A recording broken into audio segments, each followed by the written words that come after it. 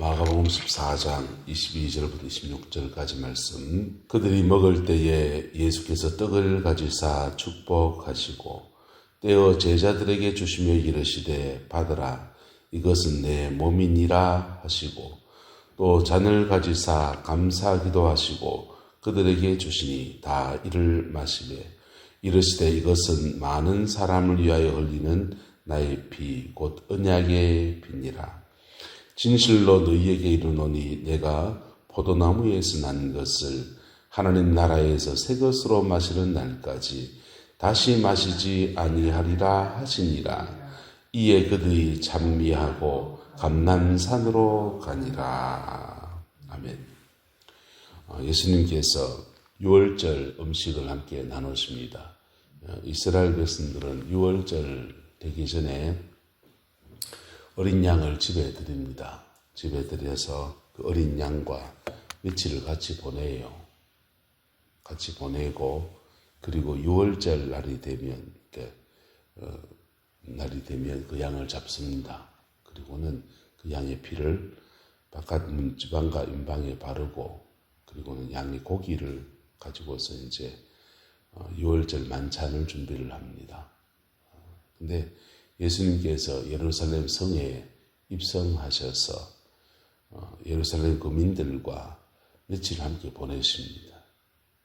양문으로 입성하신 주님께서 며칠 동안 예루살렘 성 안에 머물면서 당신이 꼭 해야 될 일, 당신이 제물이 되어서 하나님 앞에 나가야 되기 때문에 성소와 지성소, 이스라엘 성전, 더러워진 것들을 보혈로 정결케 하시고 무지에 쫓아내시고 성전을 정결케 하신 일을 하시고는 백성들에게 말씀을 전하시고 그들과 교제하고 그들과 사귐을 갖습니다. 정이 붙은 양을 잡는 겁니다. 그냥 정이 안 붙은 양을 잡는 게 아니고 들판에서 그냥 막 키우던 양을 그냥 어느 날 내모르던 양을 잡는 게 아니라 며칠 동안 집에 데리고 와서 그 양과 함께 지내고 함께 보낸 그 양을 잡는 겁니다. 예수님께서 며칠 동안 주의 백성들과 교제하시고 정을 붙이십니다. 그리고는 정 붙은 그 양을 매정하게도 이제 잡아서 그걸로 유월절 만찬을 하는 겁니다. 예수님께서 당신의 몸을 가지고 지금 그 일들 하는 것들을 시뮬레이션을 계속 해나가고 계십니다. 유월절 첫 성만찬을 하실 때 주님은 독특한 말씀을 하셨습니다. 주의 백성들은 고기를 이렇게 뜯을 때 모세를 통해서 하나님께서 유월절 음식을 이렇게 먹으라고 하셨지. 주의 백성들이 이렇게 유월 피가 묻을 때마다 죽음의 천사가 지나갈 수 있는 축복을 누렸어. 우리도 그 은혜를 기억하자. 이런 거였거든요. 그리고 아주 딱딱한 떡을 먹으면서 우리 조상들이 애굽에서 나올 때 급하게 나오느라고 그냥 발효시킬 틈이 없어서 딱딱한 떡을 먹으면서 고난의 떡을 먹으면서 급하게 나왔는데 근데 그게 구원이었어. 얼마나 감사하니 지금도 우리를 구원하실 은혜를 그렇게 베풀어 주실 거야 하면서 그 떡을 뗀 겁니다. 그리고 그때 첫 유월절 때는 행하지 않았던 걸 하는데 포도주를 함께 먹는 겁니다. 그때는 교황이 없어서 포도주 있는 사람은 먹고 없는 사람은 못 먹고 그랬겠죠. 근데 주급에 와서 딱딱한 빵을 먹는데 점심이 하나 초과된 것이 포도주를 먹는 것입니다. 주님께서 근데 유월절 만찬 때 양고기도 있고 포도주도 있고 떡도 있고 그런데 그 중에서 딱 두 가지를 집습니다. 하나는 포도주와 또 하나는 떡이었습니다. 떡을 집어서 쭉 찢어서 제자들에게 주시면서 의미심장한 말씀을 하시는데 이렇게 말합니다. 떡을 가지고 축복하시고 떼어 제자들에게 주시며 이르시되 받으라 이것은 내 몸이다 이러십니다. 내 몸이다. 양고기를 잡아서 찢으시면서 야야 이게 내 몸이다 이래야 될 것 같은데 주님은 떡을 들어서 그렇게 하십니다. 양을 잡아 고기를 뜯든지 떡을 찢든지 그런 형식이 중요한 게 아니라 그게 담긴 의미를 말해주는 겁니다. 할렐루야. 그래서 내 몸이다 하시면서 그걸 찢어주세요. 찢어주시는데 그 떡을 먹을 때 따라합시다. 예수님의 살을 먹습니다. 그 떡이 예수님은 아니에요. 캐톨릭은 이걸 화채설이라고 하는데 화채설, 예수님의 살을 직접 먹는 거다 이렇게 말합니다. 근데 예수님의 살은 직접 아니고 예수님과 어떤 관련성이 있는 건데 예수님이 마치 살을 먹는 것과 같은 거다 이렇게 주님이 말씀하신 겁니다. 어떻게 살이 되느냐? 살처럼 되느냐? 성령 안에서 우리가 성만찬을 할 때 그때 성령님이 임하시면 그 떡을 통해서 성령이 임하십니다. 주님은 이렇게 의식으로 6월절 날 성만찬을 하셨지만은 부활하시고 난 뒤에 제자들에게 엠마오로 가는 제자들에게 성만찬을 행해 주십니다. 그럴 때 그들의 눈이 밝아져 예수인 줄 알아봤다 그랬어요. 뭐가 임한 겁니까? 성령이 떡 한 쪼가리와 함께 뱃속까지 들어오는 것이요. 가룟 유다에게 주님이 회개하라는 권면을 쭉 하시고 마지막으로 하신 게 성만찬이었습니다. 떡 한 조각을 쥐어서 가룟 건 입에다가 넣어주면서 성만찬을 해주십니다. 영성훈련을 할 때 막 은혜에 충만해지니까 무슨 일이 일어나는지를 몸으로 다 경험을 해봤습니다. 밥 먹다가 김재현 목사님 서로 마주보고 밥을 먹다가 눈이 마주치고 받은 은혜들을 나누는데 막 갑자기 방언이 터져서 입에 있는 밥알이 막 다 튀어나가는 거예요. 서로 웃기도 하고 한편 이거 털어야 되니까 이거 은혜로 임한 밥풀을 털어야 되나. 성령의 역사가 강해지면 우리가 잡고 있는 물건이나 심지어 사도 바울이 들어도 손수건이나 이런 것들도 성령의 임재의 도구가 되어질 수 있습니다. 근데 주님은 구체적으로 집어서 당신의 살과 당신의 피를 상징하는 성만찬, 포도주와 떡에 대해서 성령님이 임재로 이것이 흘러갈 수 있고 그것이 당신의 살처럼 역사할 수 있음을 선포하고 있는 것입니다. 믿음으로 이 성만찬을 하면 주님이 찢겨질 이유가 없는 살이 찢긴 예수님의 살, 그 은혜 안에서 우리의 찢어진 마음을 치료하십니다. 믿음으로 이 성만찬을 받으면 상한 육체가 없는 그분의 상함 안에서 우리를 육체를 치료하시는 놀라운 은혜의 역사가 풀어지게 됩니다. 성만찬에 담긴 놀라운 비밀이에요. 그런데 이게 포도주와 살을 죄를 가지고서 먹고 마시면 자기 죄를 먹고 마시는 죄가 된다 그랬어요. 하나님의 영광을 침해하는 죄가 될 수 있는 것입니다. 그래서 겸비한 마음으로 성만찬에 임하면 예수님의 살이, 예수님의 피가 우리를 치료합니다. 우리의 죄를 씻습니다. 우리 육체를 고칩니다. 할렐루야.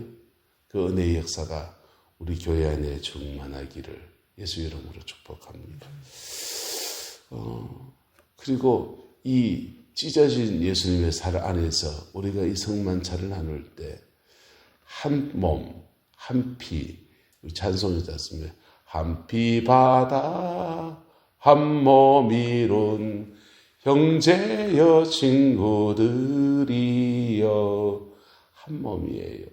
한 몸이신 예수님이 찢어지셔서 있기 때문에 찢어진 우리의 몸, 각각 서로 지체가 되어서 그리스도의 몸 안에 찢어진 육체들이 하나가 되고 회복되어지는 은혜가 그래 일어납니다. 할렐루야.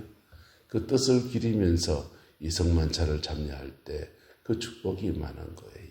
심지어는 그런 뜻과 잔을 두지 않고 영적인 성만찬, 주님의 살을 내가 받습니다. 주님의 피를 내가 받습니다.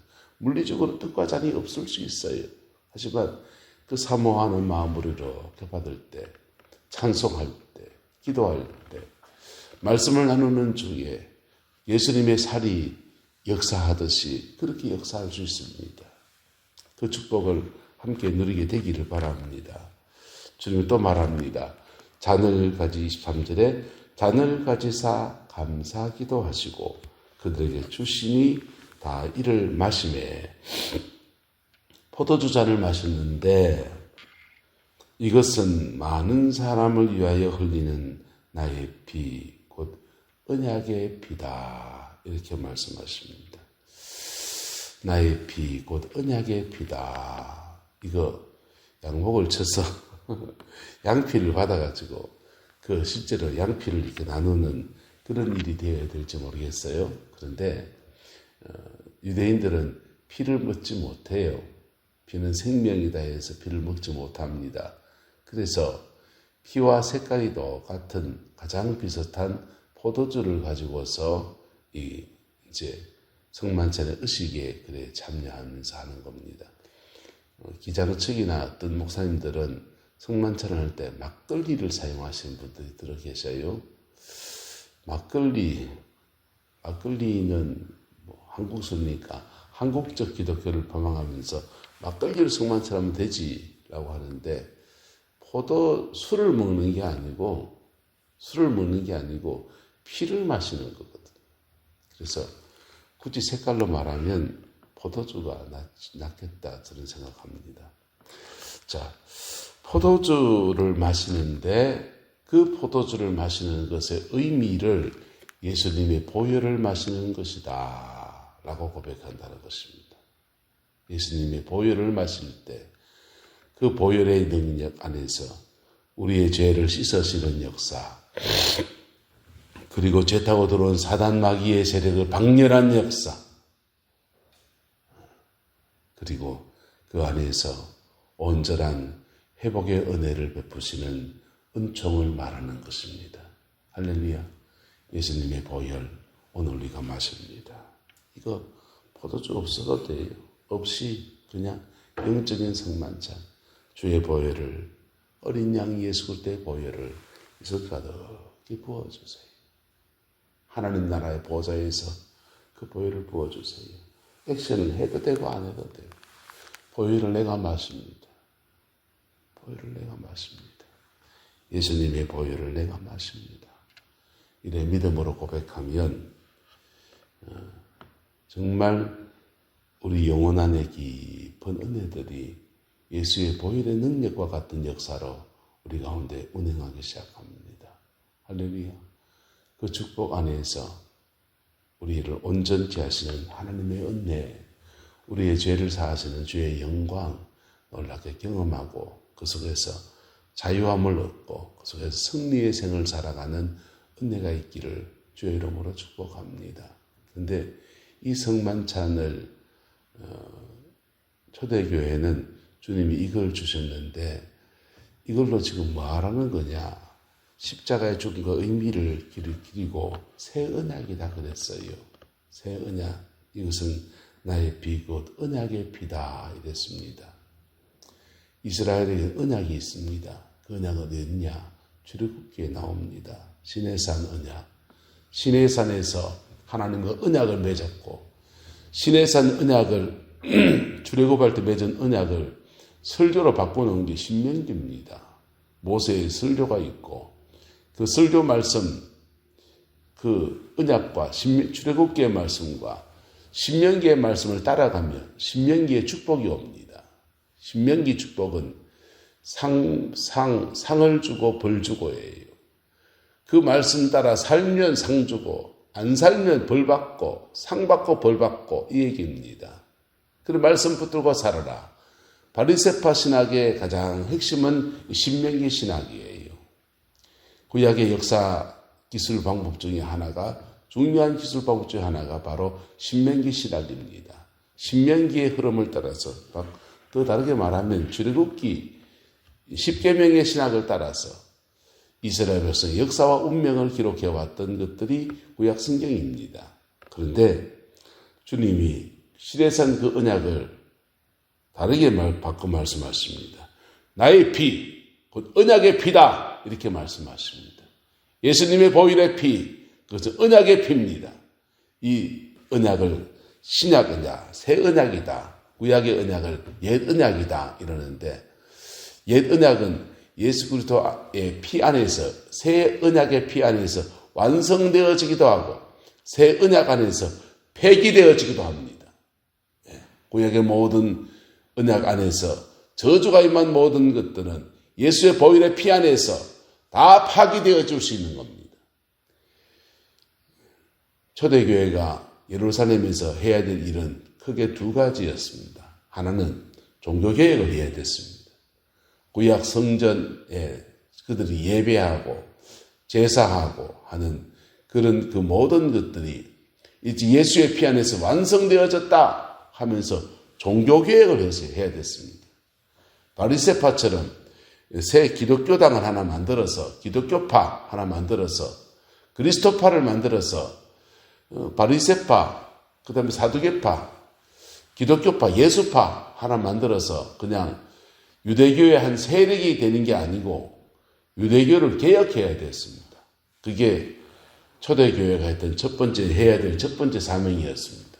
근데 그들은 베드로, 야고보, 요한 이런 제자들은 예루살렘 안에서 바리새파, 사두개파, 또 예수파 하나의 종파로 남아있으려 했습니다. 그게 초대교회의 패착이었습니다. 두 번째 초대교회의 패착은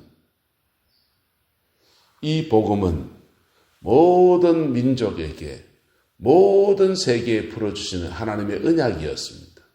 그래서 제사장 민족의 이 길을 걸어서 온 유대와 사마리아와 땅끝까지 복음을 전하는 공동체로 그렇게 초대교회는 그 길로 가야 됐습니다. 하나님 앞에 그 길 가지 않을 때 하나님 초대교회 그 부흥의 놀라운 터, 당신의 12제자가 사역하는 사도들이 사역하는 그 놀라운 교회를 다 뽀개버렸습니다. 다 흩어서 전 세계로 흩어났습니다. 흩어진 교회들은 가서 제사를 드리지 않았습니다. 가서 양을 잡아 번제를 하지 않았습니다. 그저 주일날 모여서 어린 양의 피를 상징하는 포도주와 떡을 구해다가는 그걸로 성만찬을 행했습니다. 성만찬을 행하면서 그 모든 의식이 구약의 모든 제사를 대신했습니다. 구약의 모든 제사를 대신했습니다. 번제, 속죄제, 속건제, 화목제 모든 제사를 성만찬이 대신했습니다. 그리고는 말씀을 나누고 찬양하고 그 말씀 붙들고 사는 삶으로 그들은 기독교라는 종교운동이 다른 형태로 발전되어졌습니다. 오늘 우리 시대도 마찬가지입니다. 복음의 본질 앞에 회복되어져야 합니다. 복음의 본질 앞에 교회는 늘 새로워져야 합니다. 그리고 그 본질을 널리 펼쳐나가는 아름다운 역사에 쓰임받아야 합니다. 그 중심에 뭐가 있느냐? 예수의 피, 예수의 살. 예수의 피와 살이 없는 기독교. 대한민국에 지금 많아지고 있습니다. 예수의 피와 예수의 살이 진짜 있으면 사람이 변해요.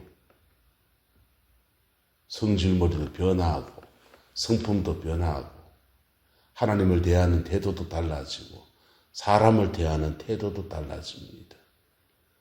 빛으로 소금으로 살지 말라 해도 빛으로 소금으로 바뀌었습니다. 왜? 지가 소금이니까. 자기가 빛이 아닌데 어떻게 빛을 냅니까? 근데 대한민국 교회 안에 정말 예수의 피가 있는가? 정말 예수의 보혈이 운행하는가? 우리는 다시 한번 우리를 추스려야 합니다. 그리고 신앙의 본질로 돌아서야 합니다. 그 복과 은혜를 만들어가고 이루어가는 우리 내남제일교회이기를 소망합니다. 기도하겠습니다. 좋으신 아버지 하나님, 주의 은혜와 사랑을 감사합니다. 예수의 보혈이 운행하고 예수의 살을 먹는 정말 십자가 그 은혜 아래서 늘 새로워지는 저희들 되어지게 우리 하나님 인도하여 주옵소서. 우리 하나님 축복하여 주옵소서. 주의 평강을 다하여 주시고 주님의 그 신실함을 다하여 주시고 예수 안에서 온전하게 하옵소서. 주께서 함께해 주시기 원합니다. 예수님의 이름으로 축복하며 기도드리옵나이다. 아멘.